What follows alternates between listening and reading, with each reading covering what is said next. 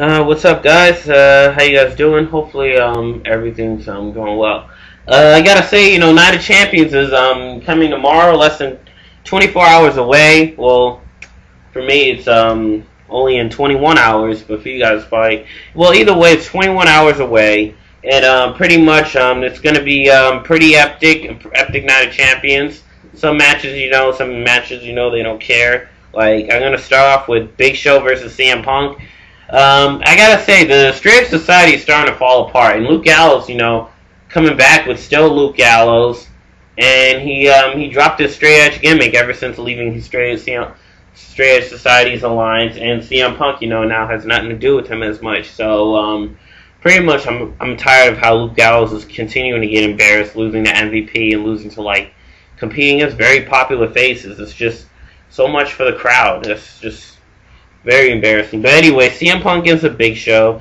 I mean, if the Straight Edge Society somehow doesn't revive the CM Punk's win, then, I don't really care. It is going to be a bathroom break pretty much, and hopefully Joey Mercury and CM Punk get involved in the match and see what he does. But I don't think that's going to happen as much ever since CM Punk, doesn't have nothing to do with either Joseph Mercury or Gallows. So pretty much it's not going to do as much. So moving on after that, there is Late Cool against Melina for the Undisputed Women's Championship. Recently, this past Friday night, we have Michelle get upset. She walked away.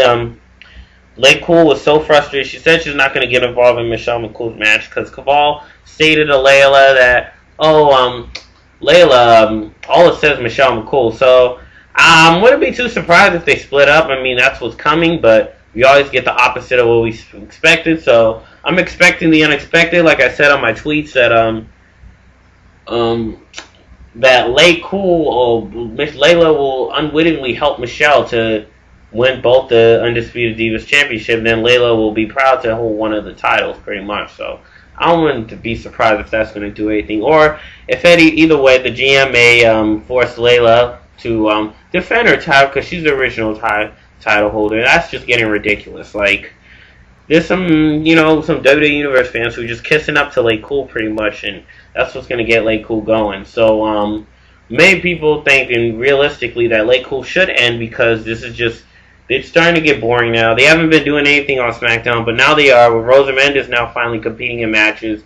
Kelly and Rosa Mendes probably becoming a tag team. Rosa Mendes finally becoming a face, being a good face competitor. I don't know what would happen if Layla turns face or Michelle McCool, stays heel. So if that comes around, so I'll see what happens. But who knows? So we'll just hope we'll see what comes around then. So hopefully get something out of it. So next match, the Intercontinental Champion Kofi Kingston against Dolph Ziggler. Pretty much Kofi Kingston may be on the reach for victory. Pretty much after all these number of interferences from Vicky Guerrero. So let's hope that, quite frankly, that match is going to be pretty epic. If Dolph Ziggler gets the win, I'll be glad if they get the win because Dolph Ziggler and Caitlyn, Dolph Ziggler I think would be a better pro for Caitlyn because he does have high potential. He's an actual competitor. Why is Vicky a pro for Caitlyn? I mean, she only had 2 matches and she gets 1 fluke win. 2 fluke wins, actually. I don't know. I never saw Vicky Guerrero against Beth Phoenix, but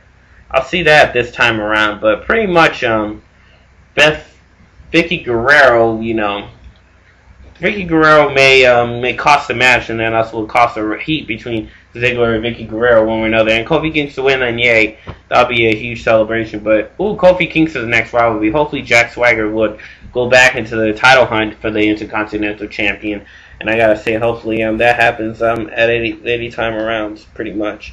Or Luke Gallows may go for a title hunt, but I want to see Luke Gallows go for a title, even though he's not in the Straight Edge Society anymore. I really want to see him back in that hunt because he's getting embarrassed, and I'm pretty much just getting ridiculous. So next title match, Miz Daniel Bryan. Miz Daniel Bryan will be an epic match. I gotta say, it can go either way. I bet the Miz is gonna win. Alex Riley, his valet, Miz's valet, is gonna get involved in the match at some point and then help Daniel Bryan get to victory, or may end it in a disqualification. I gotta say, I'm expecting the unexpected. So pretty much, the Miz is gonna somehow find a way to victory. He's gonna cheat, or with Alex Riley's help, he's gonna get a victory, pretty much. So we'll see how that comes around. Moving on a little bit after that, there is the tag team champions, pretty much. The tag team champions is Hard Dynasty. I don't know who could it be potential tag team, but they're trying tag team pretty much. But we having some good tag team. They're working on it with Santino and Kozlov and the Usos, but they've been having an epic feud.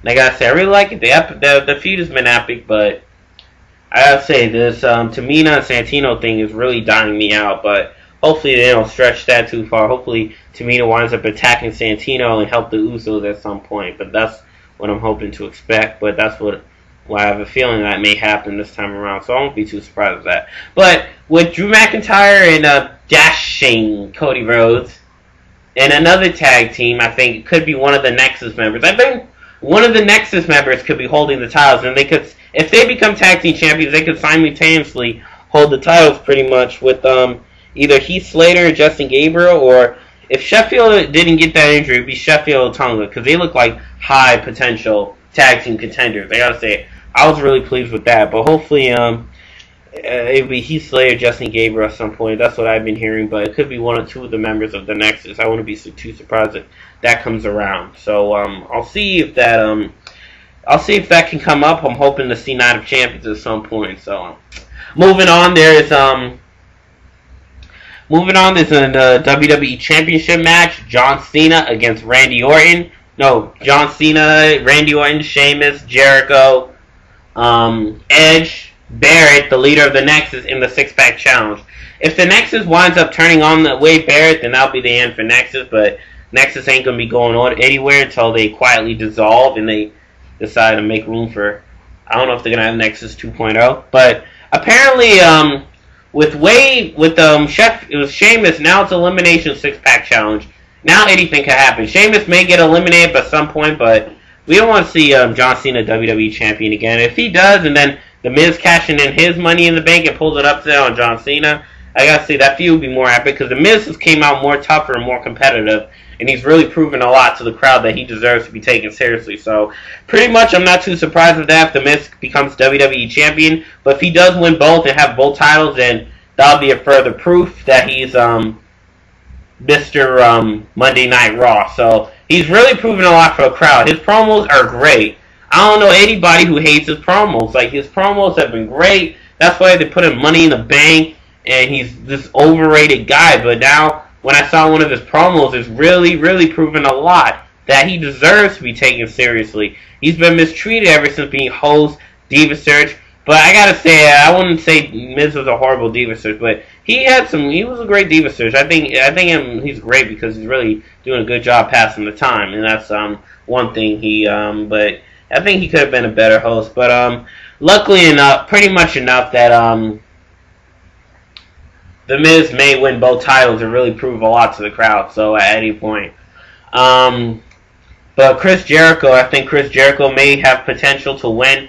But since his contract is running low and he's not gonna get extended, if he goes to TNA, I wouldn't be surprised for him to see him in TNA. Now I'm watching TNA because of Kurt Angle, Jeff Hardy, and Mr. Anderson, and Tommy Dreamer, and AJ Styles. So I gotta say, I watch it sometimes, but I only see it here and there. So I may catch up on TNA a bit, but pretty much Chris Jericho or Edge. If Edge, somehow gets eliminated by Randy Orton, then Edge interferes and costs Randy Orton, then it could be the same vengeance pretty much. Then they could have their epic feud. But their feud has been great, Edge and Randy Orton, but I don't know if that's going to come back around anytime soon, or Edge and John Cena. So we'll see what happens in the six-pack elimination. But for the most part, Sheamus may be one-on-one against Wade Barrett, and Wade Barrett pulls the victory for WWE Champion, and then Nexus grows stronger after getting rid of Darren Young pretty much. So we'll see what happens there. Moving on, there's the World Heavyweight Champion, Kane versus The Undertaker. Kane versus The Undertaker, I gotta say, Kane versus The Undertaker has to be epic. With Kane, Kane really proving that he's the most dominant brother, and ever since he lost the title, I have to say, I think he vegetated The Undertaker. After all these investigations, he accused a number of people because he realized that, I think he was passing the time. I thought if he pulled out vengeance on the people who finally wind up saying he did it, but it was not, then he could probably send a message to The Undertaker on why he vegetated the vegetated the Undertaker. Now I find out it's just sending the message that, you know, he's unstoppable. So ever since Kane said, "Oh, it was you, Kane, that was from Rey Mysterio," he kneels out saying, "I love my brother," and then at SummerSlam he was shocked that Undertaker knew he did it. Kane got the best of him, so it made him even more proud of what he did to the Undertaker, vegetating him. And he tombstoned the Undertaker pretty much, and then that really proved a lot that he is the most dominant brother, and him being World Heavyweight Champion. So Undertaker and Kane's been pulling a great promo. It's less cliche. The World Heavyweight title needs to be in that feud. Hopefully he doesn't get shoved out at any point. It stays in that feud, and they can prove who's the dominant brother with the world title in there. CM Punk does not need the world title. Why should it go to CM Punk?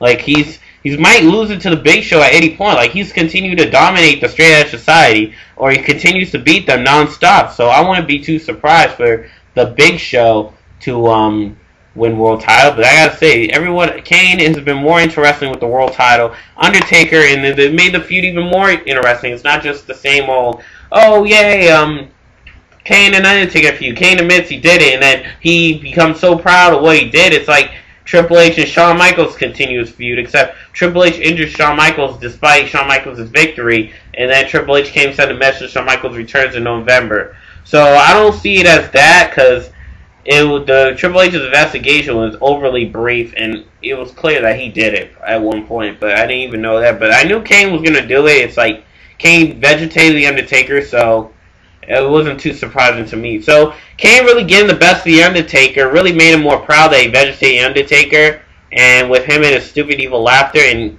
Kane using the Undertaker's powers, I gotta say pretty much the Undertaker is I don't know if he may lose. I have a feeling that he will lose at one point and then extend the feud to Hell in a Cell, and then he can get some even more bigger promos for the Hell in a Cell pay-per-view. So even Undertaker wins it, Kane needs a rematch. Either way, there's got to be a rematch at Hell in a Cell. That way they have this big giant Hell in a Cell match, Kane and Undertaker, just like since 15 years ago. So they're remaking history with Kane the Undertaker, but if any time around they wind up retiring almost a decade later, I don't know how they're going to build with the other superstars, but there should be a lot of new and upcomers should be coming around trying out for WWE at one point, but I'll see what happens there. But sorry to talk about that so much, but pretty much it'll be a great night of champions. It's going to be epic. Main events have been great. 6-pack challenge finally put 6 potential main eventers in there, and the main event Kane and Undertaker will be great.